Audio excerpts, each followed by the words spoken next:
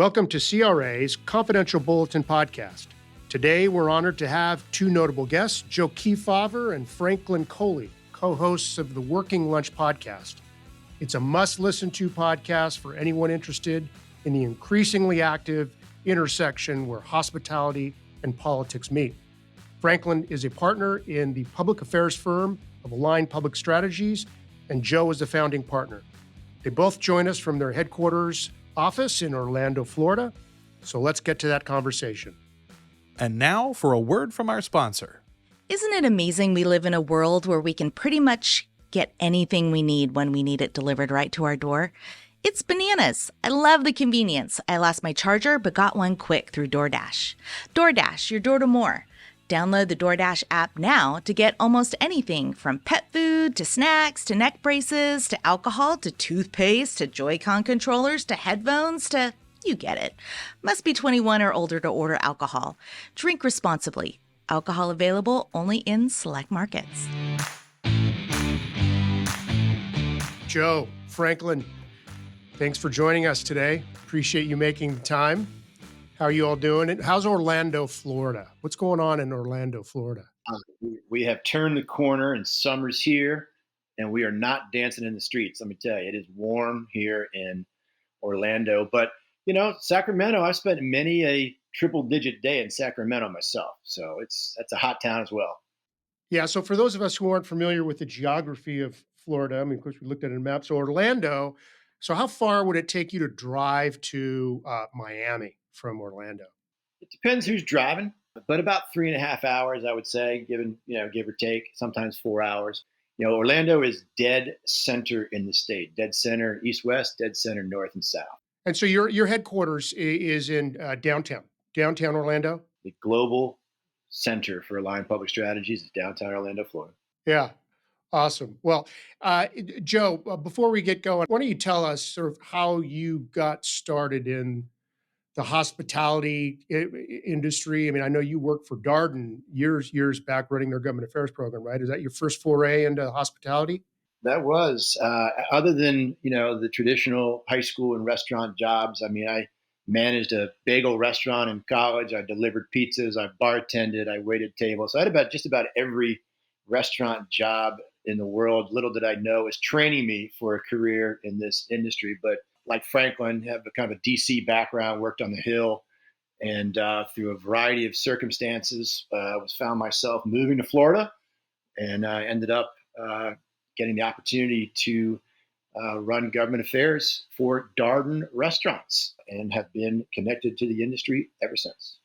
And then you did, in between Darden and your great work for the hospitality industry today, you worked for Walmart, right? You ran their government affairs for many years, right? That little mom and pop retailer out of Bentonville, Arkansas, yes, kind of started their public affairs division, if you will, and we had the good fortune of Franklin and I still do work for Walmart and for Darden. So once I'm like a bad penny. Once I'm in there, it's hard to get me out of there. So no, but I've the bulk of my career and the bulk of the firm's work traditionally has been in this entry level retail, restaurant, hospitality, tourism space, and so that's where we've been for 30 years. Yeah, Franklin, how did you get started in the hospitality space? Well, again, the traditional high school, college jobs, bartender, actually delivery driver, before delivery was even really a thing for restaurants in the Chapel Hill area in college, and waiters and all that kind of stuff in the back of the house too. My path was kind of a little more political in that, I did the DC thing. Like Joe said, I worked in the Bush administration, a couple roles. I did a lot of political work on the campaign trail. I actually didn't start working in the hospitality industry in my later professional career until Joe and I teamed up a long time ago now, 15-ish, 16 years ago. So that is really when I began some of the work I'd done. I worked in the labor department. Obviously, some of the issue sets I was working in there touched the industry. Some of the stuff I'd done had touched the industry, but I didn't really start working with industry brands in depth until started working with Joe. And then we started obviously What we do now, public affairs, government relations for a lot of restaurant brands. When did you form Align Public Strategies? Well, it depends how you define that. We opened a shingle January 1 of 2007 and had a number of machinations. We officially became Align Public Strategies through a series of alliances with other firms. Franklin, well, I want to say 2015, 2016, somewhere in there. Sounds right. Yep. About almost 10 years now to Align. Long time. Too long.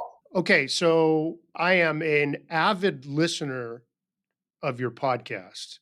It is a must listen to podcast. It's one of the first I go to every week, and I get a notification when the new one comes.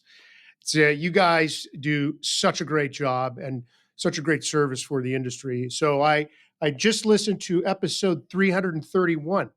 That's incredible. I didn't realize that you've got that many episodes under your belt. When was your first podcast? Well, we've been doing one a week forever with probably 2 or 3 hiatuses during the year. So it's, you do the math. It's got to be, we're in the 6th year, of that podcast. And it really kind of started. It was funny. We had a longtime colleague, friend, who's still a friend, that was doing a lot of, former reporter and doing a lot of press work and kind of using our office space to do some projects. And he was just fascinated by our hallway conversation. And we would be, Franklin and Carson and Sean would be sitting in the hallway in the mornings just jawing about different issues and politics of the day and what companies ought to be doing and what they ought to be worried about and so forth. And he's like, you knuckleheads got to put this stuff down on tape. This is just the highlight of my day. It's this hallway conversation. And he said, I'm a media guy. I'll take responsibility for this. And he basically forced us to create a podcast that is just kind of taken off on its own. The dynamic, the chemistry, sort of the conversations that you two have, it's not even the subject matter. It's just your way. You do such a great job. And for all of our members, anyone who will listen to me, I'll tell them, if you want to know what's happening outside of California, of course, sometimes it's easy to get all consumed by the many sort of fights that we're involved here in California, that it's easy to forget that there's some other parts of the country that are dealing with similar issues, and wanted to talk about that a little bit because that is sometimes actually it was almost therapy. I listened to your podcast to not feel so alone.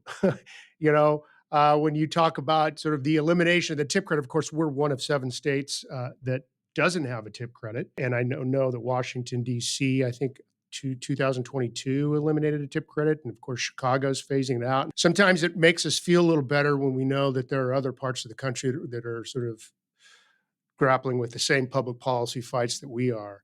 So since I mentioned tip credit, you guys have been covering this for quite a while, this effort to phase the tip credit out in other parts of the country.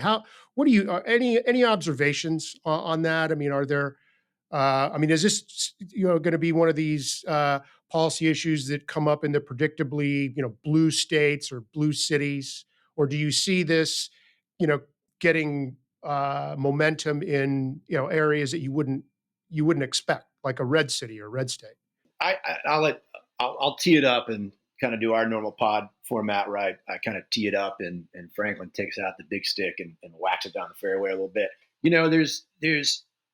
I always kind of break things up in what I call the shuns, the conversation, legislation, regulation. It's been remarkable. If you had told me last year that we'd be sitting in mid-May of 2024 and the labor community had made so little progress on the elimination of tip wage, what they thought was going to be a slam dunk in Connecticut turned out not to be so.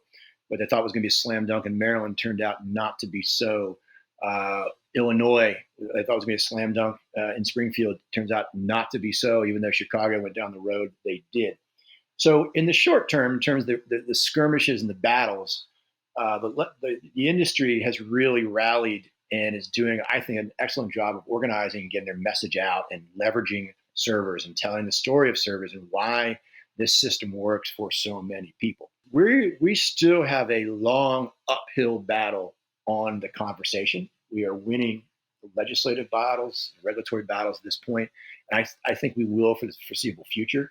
But man, we got a long way to go on wrestling back the narrative around tipping and historical aspects of tipping and where we go in the future. All right, so Franklin, the ball is teed up, my friend. He's got his Big Bertha driver. He's kind of gripped down a little bit, and he's ready to go.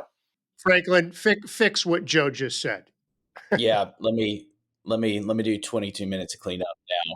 Yeah, look, to answer your question directly, legislatively, the biggest challenges are going to be in the blue trifecta states and the blue metros, clearly.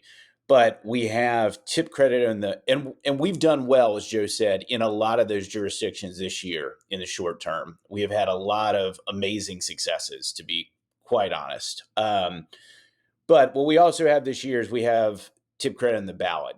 And so we will have it tested in a number of markets, Ohio, almost certainly, and then maybe in Michigan, and then probably a standalone tip credit item for the first time ever in both Massachusetts and Arizona. So potentially in these red jurisdictions, you could have tip credit on the ballot as a standalone item or embedded as part of the minimum wage, which we've had that before. And we've had a number of red states vote in favor of eliminating the tip credit when it's been embedded in a minimum wage question. So we will continue to face threats around the tip credit in red jurisdictions on the ballot. And this year is going to be a proving ground. If they sweep and win, and if One Fair Wage, the activist group that's been pushing this, wins with standalone tip credit measures on the ballot in Massachusetts, they will be funded to pursue this in other jurisdictions, and this will continue to ramp up. And it'll escalate much more quickly than it will if they lose. If they lose, it'll be hard for them to go to funders and justify big checks to go to other jurisdictions. So I think that's kind of the national playing field. The last thing I would say, and Joe hit on it, was the conversation around this. You know, the SEIU, particularly in the Southeast, has been very deliberate going back 5 or 10 years since the launch of the, Fast Food Forward campaign to link racial justice and economic justice. One Fair Wage and the tip credit calls it a legacy of slavery, is very deliberate in linking kind of racial and economic justice issues around the tip credit. That conversation is not going away. And that is a conversation that it's difficult to manage, and it puts the industry in a very precarious situation. And obviously, labor advocates know this, and that's why they push that narrative. So that will be something we will have to contend with. And that is one where I think, as Joe said, where we're probably not in a great place right now. Yeah, I find it interesting, the narrative. It's almost sort of a rewriting of history, how they suggest that tipping is, as I think Saru Jayaraman portrays it, that it was sort of a direct legacy of slavery. Tipping has its roots from Tudor England in the 1500s. That's where that started, and it was imported from Europe. And so I just find it interesting how they've sort of rewritten history and tied tipping to slavery. And the interesting part, there's a book called Tipping, The Definitive History of the Tipping Culture. Fascinating. And, even back in the 1500s, people that did the tipping found it an irksome practice and tried to eliminate it many times over. And in that book, they talk about, over hundreds of years, there's been efforts to eliminate tipping. And the number one opponent to the elimination of tipping is, guess who? The people receiving the tips. 300-400 years later, here we are again. Tipped employees are fighting to keep their tips. The thing that makes that an opportunity, I think, for the industry is there's no veneer, there's no gap between their message and their experience. They don't have a third party person speaking for them. They're speaking from personal experience. This is what the system means to me in terms of my ability to create an income for myself, or have flexibility, or go to college, or or embed myself in an organization, work my way up the corporate ladder. It's an authentic message from the authentic people. Whether we can, as industry advocates, can adequately amplify that message to the extent we need. That's where really the question is. We've got the messengers and we've got the message. Can we make it loud enough? Especially to Franklin's point on these ballot initiatives. I mean, Ohio, Arizona, this November, the industry has kind of a Gettysburg on this issue, and we're going to wake up November 7th, and this issue will look very, very different than it did on November 5th, and we'll either have the moral high ground or we will have taken a shellacking, and everything will look different, I think, after that. If they're able to eliminate tipping in a couple of big red states like Arizona and Ohio, it's a whole new ballgame for this conversation. Yeah, and so the organization, Franklin, you had sort of mentioned this, that One Fair Wage, the sort of advocacy group that was really, I think, born out of the 9/11, attacks and sort of the windows on the world. I think you had mentioned it in one of your podcasts, and that's sort of the organization has been around for a long time, and this has always been sort of one of their issues. Are they the ones behind the Ohio effort and the Arizona effort? Yes, and One Fair Wage, to your point, kind of spun off of the Restaurant Opportunity Center, which was a New York-based organization, came out of Windows of the World. One Fair Wage was the more political of the organizations. It has been more political historically.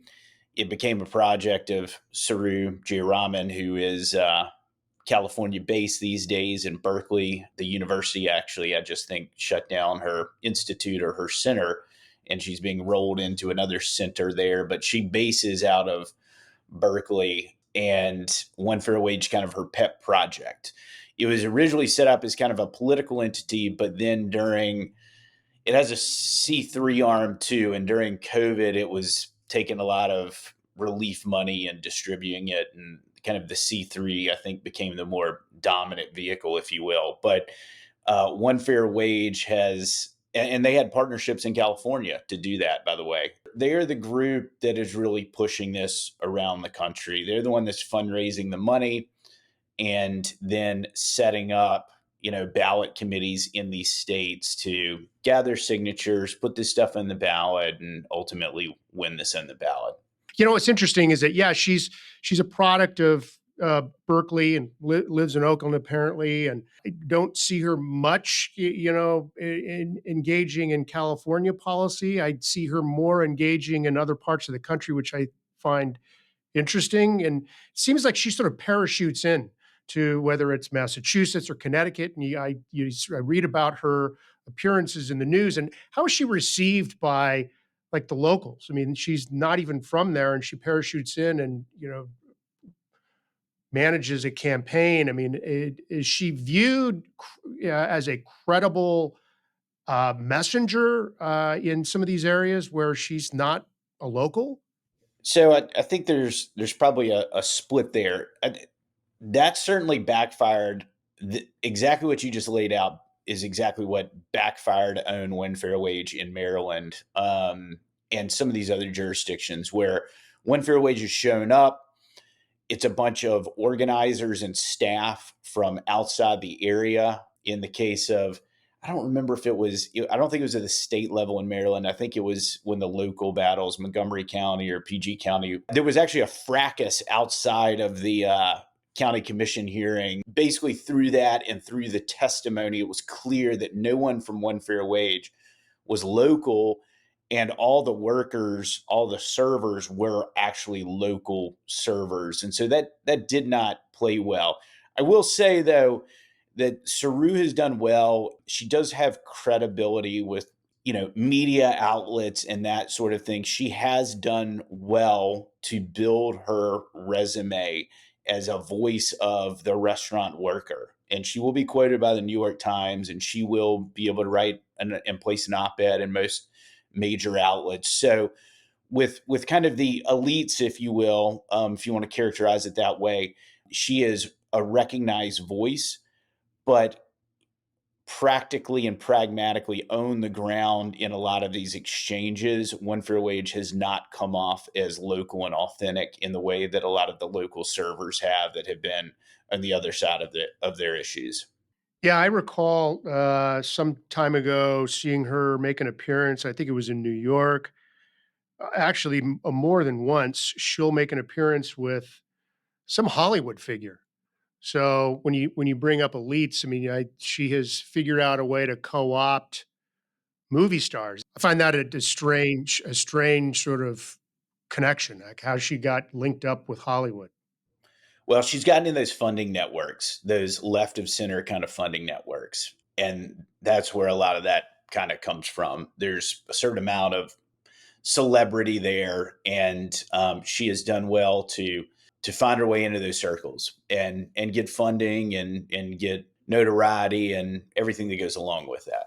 And the funding, I mean, so if they're going to run these campaigns in Ohio and Arizona, I mean, where is their funding coming from? It's hard to know where all the money comes from, but a lot of One Fair Wages money, generally speaking, outside the ballot initiatives, is coming from that left of center foundation world. So, they're getting funding from a lot of different sources, ideological donors, foundation support, government support is all coming in. But I think the bulk of it is that left of center foundation money, some of which are attached to unions, but some of which are just fellow travelers in the political space. I don't know what the cost would be to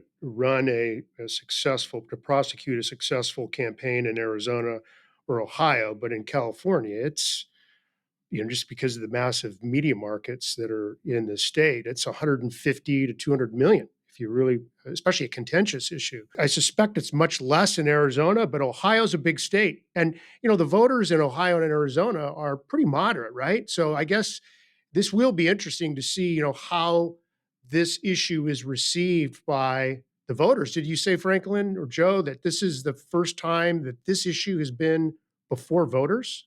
The tip credit is a standalone measure, is the first time it will be before voters in Arizona and in Massachusetts. In Massachusetts is probably the big test because it is a standalone. Do you want to eliminate the tip credit? And there's actually a tip pooling component to it as well.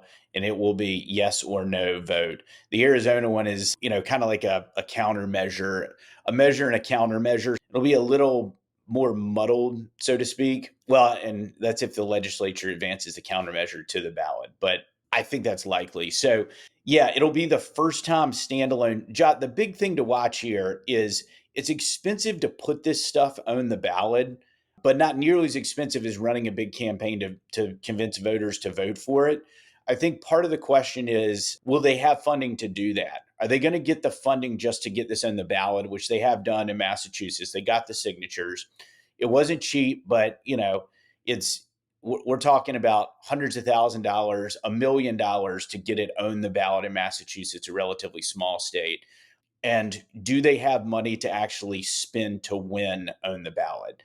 And that remains to be seen. We'll see if they raise that money and if they spend that money. By the way, in a presidential year, right? So like not a cheap year, generally speaking, and particularly in a state like, Arizona for certain is not going to be a cheap state in a presidential year. But I think it remains to be seen how much money they end up pulling in to fund these larger kind of, get out the vote efforts or persuasion efforts as we get closer to election day.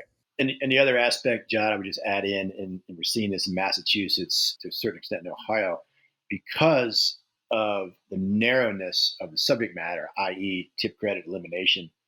The union family is not 100% on board.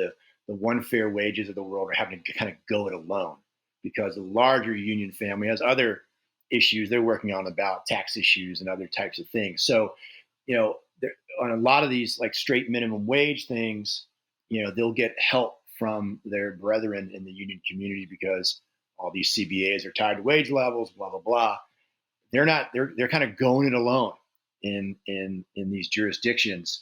And to Franklin's point, it'll be interesting to see whether they can raise anywhere near the revenue, the resources necessary to put up a good fight. So it's a lot of different unique dynamics in play this time around than we've seen before. In terms of just the impact with the elimination of the tip credit, let's say in DC, I mean, how's that impacted the restaurants and the workers? Has there been an experience there that can be used as Exhibit A in Arizona? It's tough. Let me tell you why it's tough. I'm not trying to evade the answer, but the federal government has been slow to renormalize post-COVID in terms of remote working. And the federal government is the number one constituent in the city, in Washington, D.C. So those bars and restaurants depend on the government. Those customers are by and large government workers or affiliated with, and so they were already in a world of hurt because of remote work. I mean, restaurants and bars in downtown DC for two and a half years now haven't needed a whole lot of reservations to get in there already. So it's hard to gauge how much impact this may have had on them economically because they were already under such duress by these remote worker statutes of the federal government. But yeah, we've had a significant number of closures in DC. Obviously, as from our podcast, for every action is an opposite and equal reaction. A lot of restaurateurs in DC kind of veered into the service fee conversation, started employing service fees. That escalated the whole junk fee conversation. It's just this kind of revolving mess. So it's hard to pull one issue out of the DC thing and say, this is the smoking gun that has led to this kind of, you could do that in a lot of jurisdictions. DC was a little hard. One of the arguments that's been pulled out of DC to other markets is the unintended consequences. So the lawmakers in DC did not appreciate that many lease agreements were tied to wage rates and general revenue and these sorts of things. And so, and obviously workers' comp and like all this insurance and all this other stuff. And so the steep escalation in wages there and vis-a-vis the elimination of the tip credit basically added a ton of overhead cost at a time when Joe just laid out, restaurants are struggling coming out of COVID, and it created a really bad scenario. The way that it was offset was with fees that now many jurisdictions like California have now just cracked down on and eliminated. So like that was the solution in DC to basically keep some restaurants from closing their doors. And that's a whole nother reputational morass, that you're steering into. So some of those arguments really resonated in neighboring Montgomery County and PG County, which is literally, right there adjacent to the district. And I think some of that is transferable over into places like Arizona, but some of it not as well. So again, I think the best message is the servers. Going back to where we started this conversation, I think that ultimately at the end of the day is probably the best message.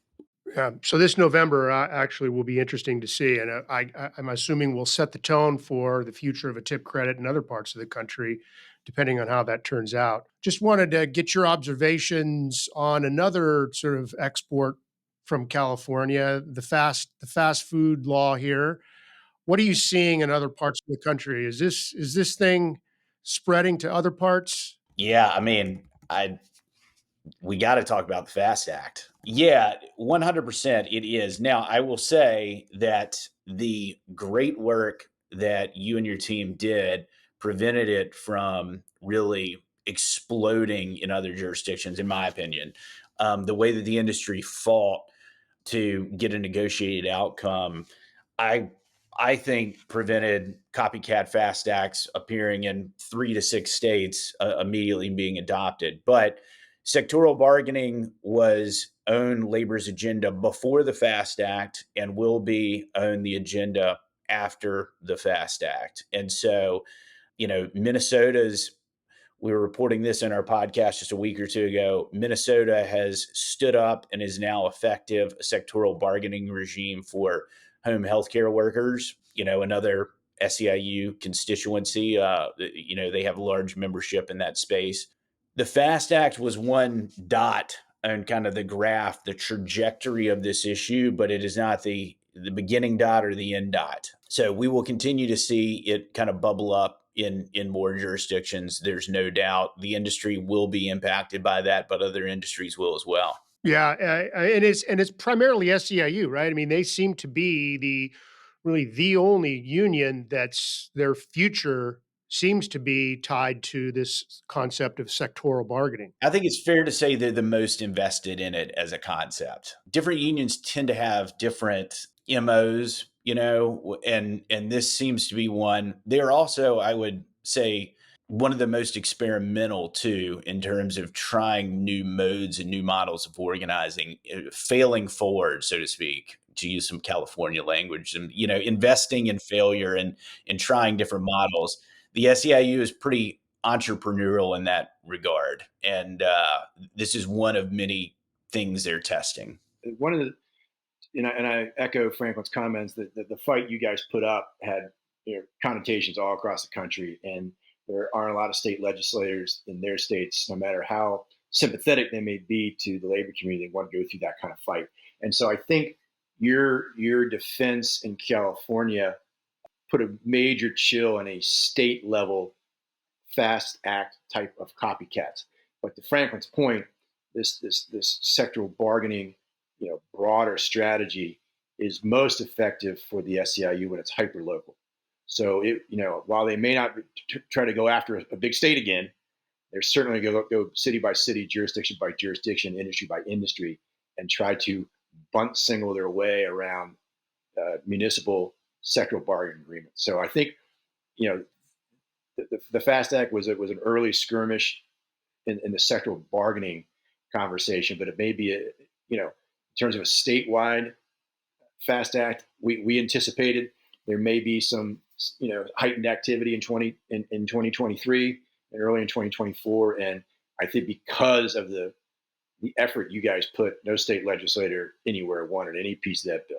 But city councils, they're a little more protected. What I love about your podcast is that you're covering so many states and sort of the dynamics, the public policy dynamics in each of these states. Do you see, so California is one of maybe a half dozen states that have full-time legislature. Some of these legislatures meet 3-4 months out of the year, sometimes less, and the lawmakers are part-time legislators. And I can't help but be jealous from time to time in listening to your podcast and thinking about my peers in some of those states where they don't have a legislature doing full-time year-round damage. Do you see a difference between sort of the output of these sort of state houses that are full-time, legislatures with staff versus, a legislature that meets 2 months out of the year, every other year? I have a quick observation. In what I would call professional legislatures that are more full-time, have more professional staff, mature staff, it's harder for completely asinine ideas to get going fast. Whereas when you're in some state part-time legislature 60-day session, there's some ridiculous policy proposal that by the time you've heard of it is 2/3 of the way down around the track. And it's hard to fend off bad ideas in very part-time legislatures. My personal opinion, Franklin. Yeah, I mean, the one thing I'd say too is a lot of these part-time legislators, like Florida's 60 days, but there's 4 months of committee meetings leading up to the session. So there is and the big stuff is being worked out in those committees in advance of session. There's a lot of crazy stuff that pops up in those short sessions, to Joe's point. They can pop up, 2 weeks left in session, and then, there's 1,000 things going on and it can make it through the process. So it's hard to unwrangle it too, because there's a partisan split. It's not necessarily like, repubs have short sessions and, Democrats have long sessions, although there's probably something to that. But, the Southeast historically has had shorter sessions. South Carolina and Texas have off basically 2-year kind of cycles. So, those are just shorter time frames, and then there's partisan politics wrapped up in there, and then more of the blue states have the full-time year-round legislatures. So it's hard to unravel, Joe's saying crazy things don't pop up in the short sessions. Well, some pretty crazy stuff pops up in some full-time legislatures, but those are more kind of like partisan crazy. It's harder to stop them. You don't have a long runway to stop the craziness, is what I was saying. Crazy pops up everywhere, but it's just hard to stop crazy in 40 days. It's easier to stop crazy in 4 months. Well, gentlemen, great conversation. Thanks for joining us. I know, Franklin, you've got a busy day ahead of you. Joe, you're probably going to go grab the clubs and go golf or get in your boat and go fishing. High likelihood. While Franklin does the work for the firm. Yes, Jot. Franklin Coley, Joe Kefauver, co-hosts of the Working Lunch podcast and partners in the Align Public Strategies. Appreciate you guys joining us today. Hopefully we can do this again soon. Anytime, my friend. Thank you for all you do. Appreciate your audience listening. Thanks for having us. And now for a word from the California Restaurant Association's legal partners. All right, I'm Alden Parker. I'm with Fisher Phillips. I'm co-chair of our National Hospitality Group. I'm also a proud member of CRA and part of their legal center. And this is Ask CRA.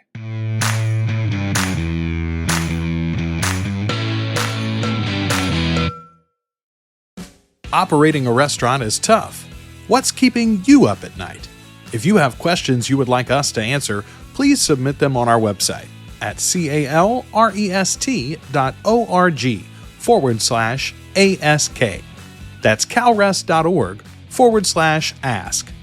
Your question might be answered here on a future episode of Confidential Bulletin. I have another question from one of our members. This question comes from a multi-unit operator in the QSR space, and they're dealing with the new phenomenon of tipping in QSR or fast food restaurants. And they ask, for employees who receive tips, can I get a credit for those tips against the minimum wage that's owed to employees? Now, here in California, we do not have a tip credit, and so tips are in addition to the minimum wage. You have to pay the current minimum wage for your restaurant, and depending on the type of restaurant, as of April 1, 2024, a fast food as defined restaurant will have a different minimum wage than everybody else within the restaurant industry. And so you cannot take a tip credit against that minimum wage obligation. It has to be there. I hope you found this answer useful. And don't forget to send your question in to Ask CRA to have it answered by one of our Legal Center partners.